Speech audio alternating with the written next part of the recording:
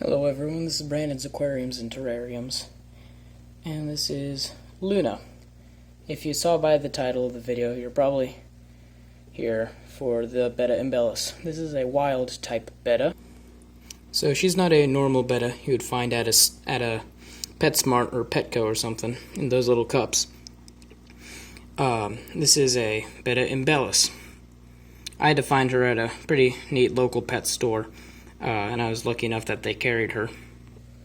But, so, the fish that you see at Petco's and PetSmarts in the little cups are Betta splendens. She's a Betta imbellus.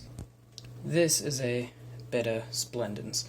They aren't naturally like this in the wild, unlike the Betta imbellus. They're bred to look like this. People have been breeding these for a while, so over time they get all the cool colors, such as the reds, blues, blacks, the stuff you'd never find in the wild. Luna, my Betta imbellus, is like that. She'd be found like that in the wild, or basically she's a wild type Betta. People have been breeding Betta splendens for a very long time, and have figured out what colors they like. So over a couple hundred years of breeding them, this is what we have.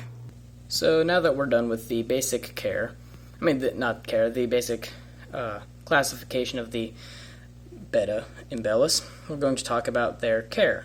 So maybe you're wondering, what tank size can I put them in? Can I put them in a little fish bowl? Do they need a 55-gallon? What do they need? So they get she's maybe about 1.5 inches in length, and I'd recommend somewhere between, if you're new, I'd recommend a 10-gallon for them. If you're better at aquariums and have gotten more experience, somewhere from a 2.5 to 5 gallon. This is around 4 gallons. You could maybe squeeze her into a 2.5 gallon, but you got to make sure you're doing enough water changes, making sure everything is in check. Not too many nitrates, no ammonia, no nitrites, none of the bad stuff in the aquariums. Now, temperature. I'd recommend keeping them at a hotter temp, probably somewhere from 75 to 82 degrees. They're very, very tolerant, but don't keep them unheated because they're from Southeast Asia, where it's very, very hot out. Alright, so we're at the globe. Southeast Asia, it'd probably be anywhere from probably Burma down to Vietnam, probably around Laos, this whole area here. They live in little rice paddies where people grow rice. You've probably seen stuff like that on National Geographic or something. They're very, very shallow waters, maybe at maximum a foot deep, and that's where bettas live. They'll jump out of the water and grab bugs. So you're probably wondering now, since I was talking about how they'll eat bugs, do I have to feed them live bugs since they're a wild Betta? No, you do not. They're really not too picky about food. Luna seems to like basic tetracolor flakes. You can get these at like PetSmart or Petco or Amazon or whatever. But I just give her a couple of these, and she and her friends will eat them down.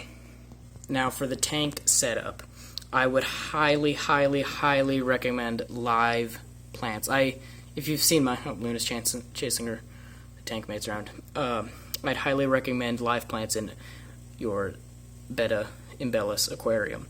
They not only help reduce waste like the nitrates, stuff like that, but the Betta Luna loves to hide in them. I have Bacopa, Java fern, crypts, Marimo moss, Anubias. Very, very easy to keep plants. There's a little bit of val back there. In fact, I rarely have to do water changes on this tank.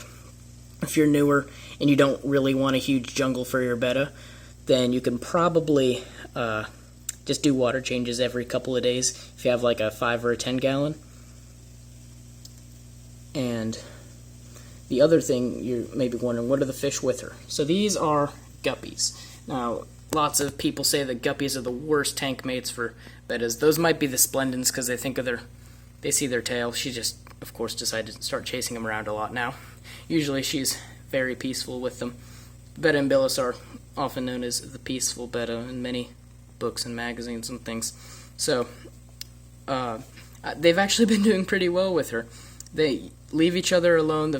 we call these two male guppies the fancy boys. They're the only other fishes in here. They just chase each other around, and Luna really doesn't care about them too much.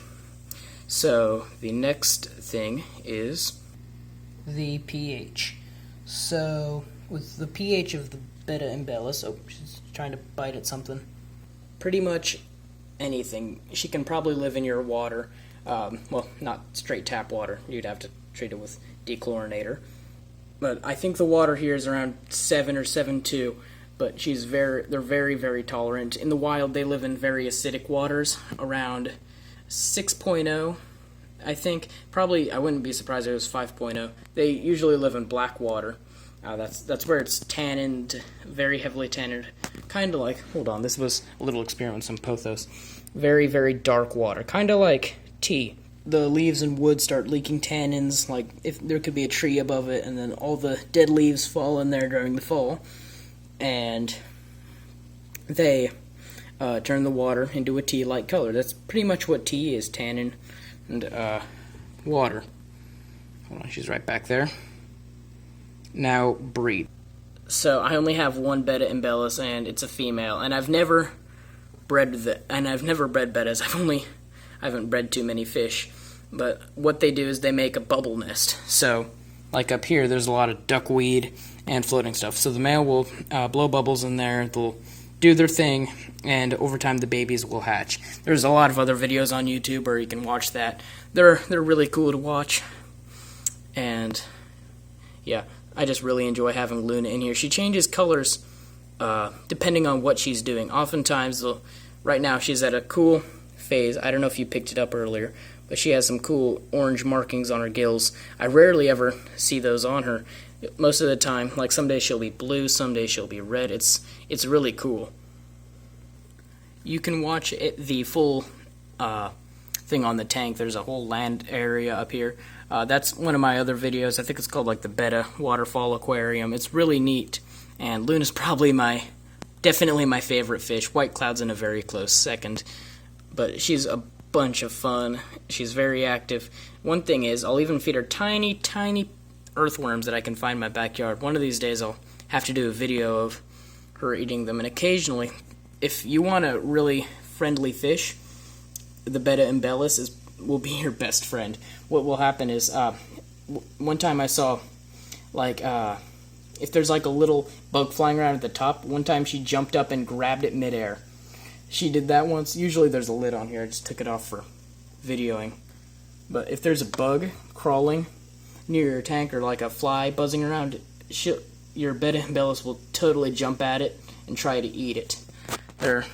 And once they start to recognize you with food, they'll start to come out and say hi. Now, the next thing is sicknesses. Luna has never gotten sick, but one thing I recommend if it does get sick, I would definitely recommend just using some aquarium salt. I think occasionally these bettas will be found in brackish water. I wouldn't really recommend doing like a setup for them in brackish water, but they have a very good salt tolerance. When I first got her, I put her in a bucket like this with some salt, and she sat in there for around a week, and then I added her into the main aquarium that she lives in today. So if you liked the video, make sure to subscribe. It really helps a lot. Luna loves it when we get new subscribers. And, oh, she's chasing them around. If you know someone who might like the video, share it. And today I decided I'm going to do a special shout out to one of my subscribers. And that subscriber is Simple Fish Keeping. He just recently subscribed to my channel, and I've really been enjoying getting a lot of new subscribers.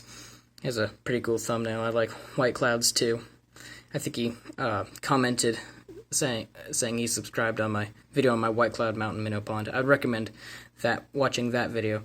But thanks a lot, everyone. Thank you, Simple Fish Keeping, and I hope we'll see you guys on the next video. Goodbye.